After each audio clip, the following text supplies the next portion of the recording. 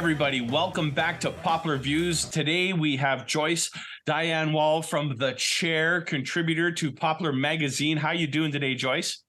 I'm doing great. How are you doing? I'm really good. I'm thrilled to have you here. We've been trying to bring this interview together for a little while now. Both of us are real busy, and I'm thrilled that we got to it because you have really become a cornerstone to Poplar Magazine and its success. And number one, I want to thank you for that. And I also wanted this show, PoplarView, is really about sharing Albertans with Albertans. And that's what Poplar Magazine's about. But in this episode, I am sharing a contributor to Poplar Magazine with the people who read the magazine and are starting to, call it something special. So who is Joyce? And tell us about The Chair. Well, I met you because you came for a haircut. So that's part of who The Chair is. I'm a hairstylist. Right. I'm also a lot of other things in my life. I'm a writer, I'm a cook, I'm a plant person, I'm a gardener, I'm also a teacher, I'm a mom, I'm all these different I'm a model for a friend of mine. I'm on YouTube, so like I've got all kinds of stuff going on. But when you asked me so long ago if I did something, would you do it? And I went, sure. And I did that because I trust you. I appreciate that. Thank you very much. Thank you. That means a lot to me. And that's really special because Poplar, I wanted this particular project of Lowing Media to be something that, was a bit chill. Because I've got all these other projects and some of them are they're hairier and pardon the pun. We're talking about The Chair. But I wanted it to be a place where there was a good vibe. And you've been a big piece of that. So I have to thank you. So when you use language like trust, that speaks to my heart. Thank you very much. Well, I don't give out those comments easily. People usually earn that from me, and you earn it by your vision. So that's one of the things that I liked is I could begin to create the vision of the articles that I was writing. And initially it was kind of rocky. I didn't know where to go. So I just started writing. And I sat at my desk and I just started writing out stories and I sent some to you. And then you kind of sort of steered me in a direction and then it just went thunk. And that's where, and it felt so right. And then the stories all made sense. And then I could put things together in a way that made sense because I had that structure that you helped me find for the things that I do. Because the vision from behind the chair is the vision of the person in the chair, the world that they bring with them to that haircut or that hairstyling service. But it's also the world outside of it that I see that they participate in, that I'm participating in. So it's really there's so many angles to what you see when you're just standing there with a pair of scissors or clippers in your hand. Well, and that's interesting because and maybe that's been part of your challenge. I'm not sure now, but it's kind of almost becoming about what's behind the chair, and that's you. Well, when you set up a business like I have, I am the business. That is actually the case. The haircuts that happen because that's what I do. But when I'm in business, I am Hair by Joyce because Joyce is the business. And I'm okay with that. Mm-hmm. That works for me. I have the skill to match it, and I have the personality that matches it because I love when people come in, I get to have those conversations. Right? Now I'm taking a bit of a different role in behind the chair. I've stepped back. You step back? Well, just back from working in my hair salon. So I've decided to step out of my hair salon. I'm now teaching hair to students. I've stepped out of stepped back behind the people that are going to be behind the chair, guiding them, mentoring them. No, that's amazing. So you're a Red Seal stylist, correct? Yes, I am. Yeah. And you also, let's just talk education for just a split second, because you don't have one degree, you have 2 degrees. Yes, I do. I have a Bachelor of Art with a major in History and Geography. And I have a Bachelor of Education from UBC in Social Studies Education, which seems kind of random, and yet, it all works. No, it's funny how that all comes together in our lives. And you have your Red Seal, which we have always connected on because as I'm a Red Seal machinist.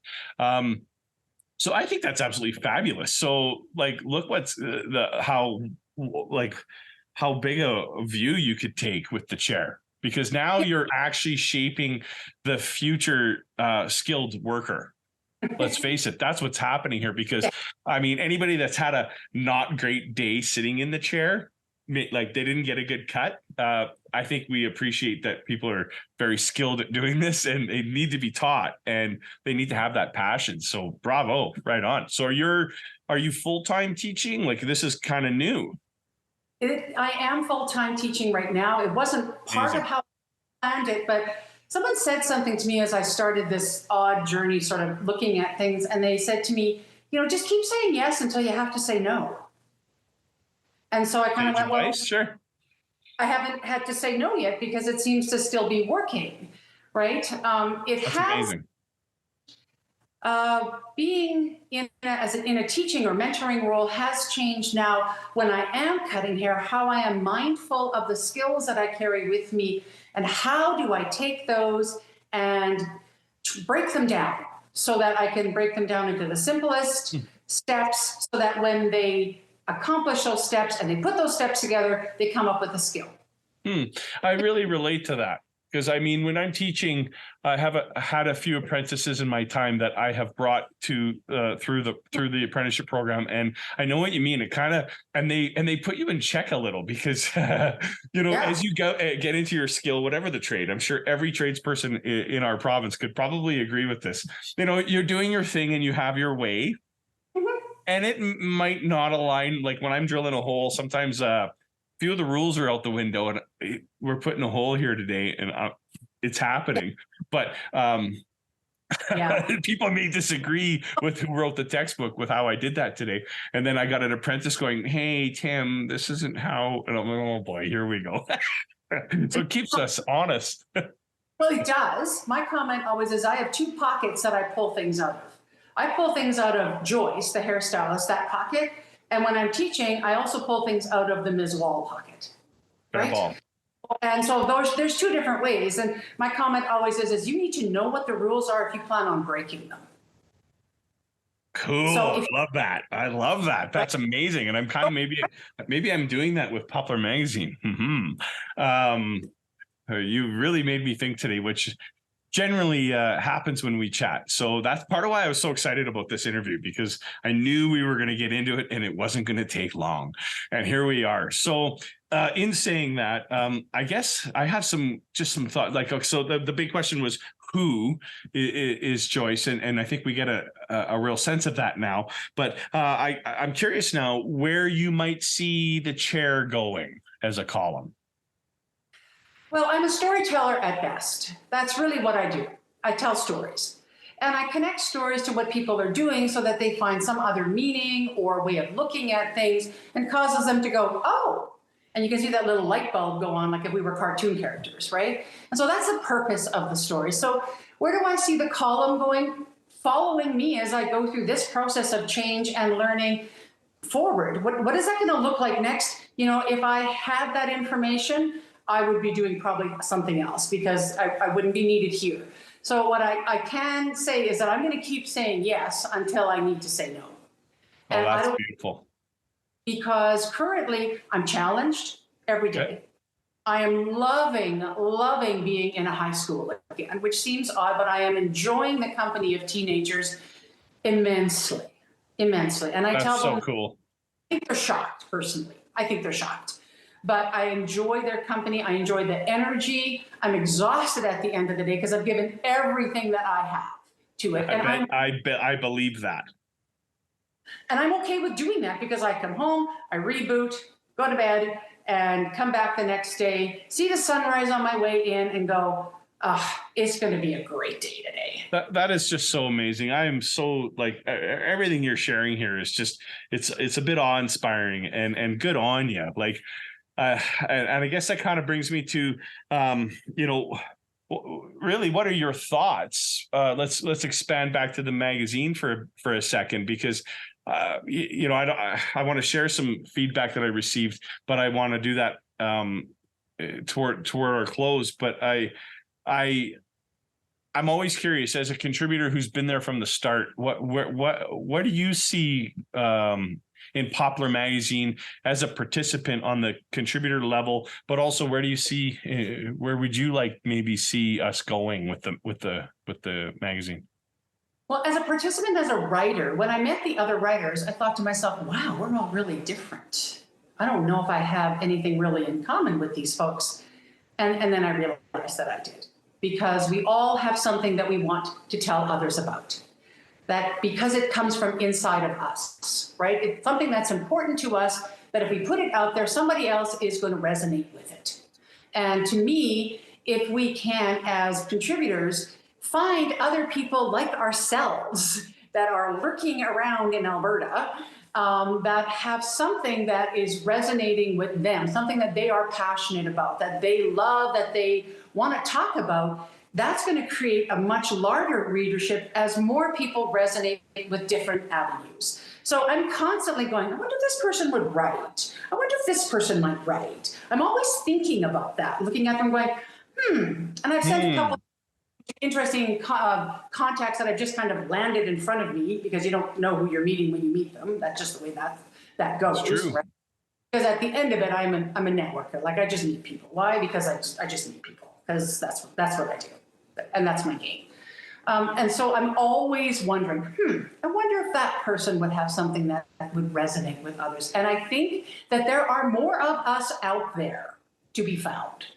Awesome. That excites me, because that is along the line. A couple thoughts there. That is along the lines of where I'm going. I have a strong desire to expand the content base. I do want to dive a little deeper into Alberta and even the matters that are taking place, if you will, for lack of better words. Like, we do have homeless. There are drug issues, social issues, things like this. Obviously, we've covered mental health with the magazine, and I think each and every one of you have contributed positively to that, because I think wellness is really important, and I want that for the magazine. I want it but I want it to be a place that brings people together, not necessarily divides them, of course. And I've been really in a deep place of introspective thought, really, on where I want to take this. And I recently was in a conversation with another contributor who was, in a nutshell, they were like, you need to keep it simple, because this magazine insofar has it's been genuine. And I was like, ooh, they just hit me in the feels right there. And I was like, okay, cool. Because it's true. I will tell you something that's important for me to share. Like, some of the conversations I've had more on the corporate side of those who are starting to show interest in our work here as a group. I say our, because if you've been a part of this from the start, it is an our thing. And the commentary for the chair has just been it's been really powerful, and I think women have resonated with it and connected with it, and they've found their own, I don't know what it is, maybe they just feel like they're in the chair. It could be what's happening. I'm not entirely sure, but it has been the feedback has come to me, and it's really important that you know that, and I wanted to share that with you today. So in saying that, I want to thank you. I want to thank you so much for participating and being who you are, because you're such an inspiration to everybody who knows you. And now that this opportunity, Poplar Magazine, my hope is that we just get to help you with that networking, and more people get to know how awesome Joyce is and what you contribute to the world. So thank you so much. And thank you so much for being on PoplarView today. I really appreciate it. All right. My pleasure. Such a pleasure to be a part of Poplar Magazine and PoplarView.